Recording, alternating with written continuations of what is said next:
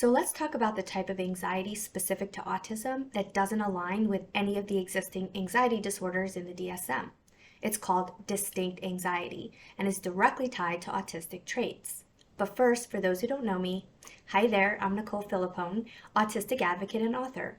Welcome to my channel. In my videos, I talk all about autism and related conditions.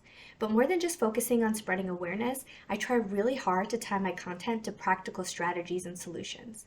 So I really hope you find my content practical in how you can apply what I talk about here in your daily life. And if this isn't your first time on my channel, thank you so much for being here. I appreciate you sharing this space with me. Okay, so distinct anxiety. Let's get into it. This one's a bit long, so stick with me as I break it all down.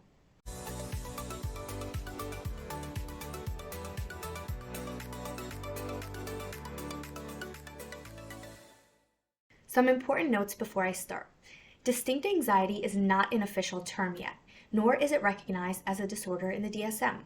It's considered distinct because it's distinct to autism and tied to autistic traits, usually the result of autistic needs not being met. Research on distinct anxiety is only just beginning, though it does seem likely that more research will be conducted. Hopefully on adults, as the existing study only included children. I'll link to the study in the comments section below. Okay, so what is distinct anxiety exactly? I'll start with some examples. Anxiety tied to unexpected plan changes, changes in routine, or changes to the environment. Anxiety tied to special interests, not being able to talk about them or access them for some reason. Anxiety related to sensory sensitivities, not having access to safe foods or clothing items, or knowing an environment will cause sensory overload and being anxious about going there. Anxiety tied to autistic stims, not being able to access stimming activities that are typically done for self-regulation and comfort. Anxiety tied to others misunderstanding our intention or meaning, which is why many autistic people often over-explain, something I personally do all the time. Anxiety in social situations that's not due to the social aspects of the situation. That would be associated with social anxiety disorder. With distinct anxiety, the anxiety could be due to a disruption in routine or the environment causing sensory overload, for example. Okay, let's talk about the science. According to research, the size of the amygdala, that's the region of the brain associated with emotion and fear, correlates with the type of anxiety an autistic person has. The research found that autistic children with distinct anxiety have smaller amygdalas than non-autistic children. Now, let's talk about the study.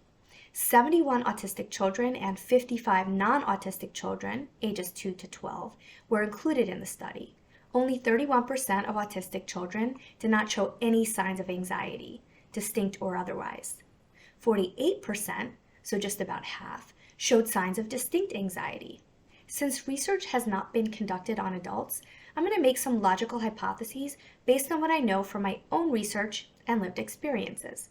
When an autistic person's needs aren't met, this leads to increased anxiety.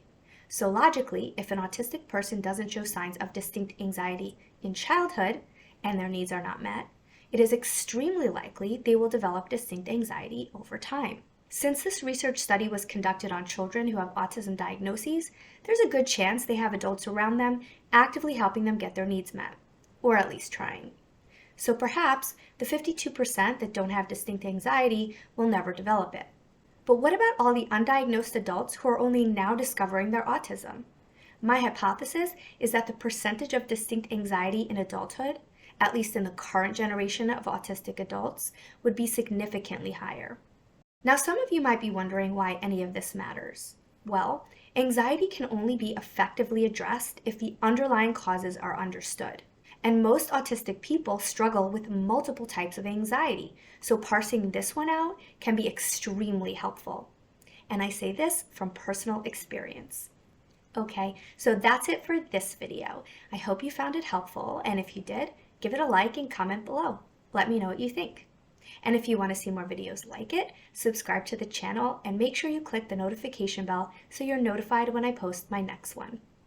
Thanks for watching, and I'll see you next time. Bye!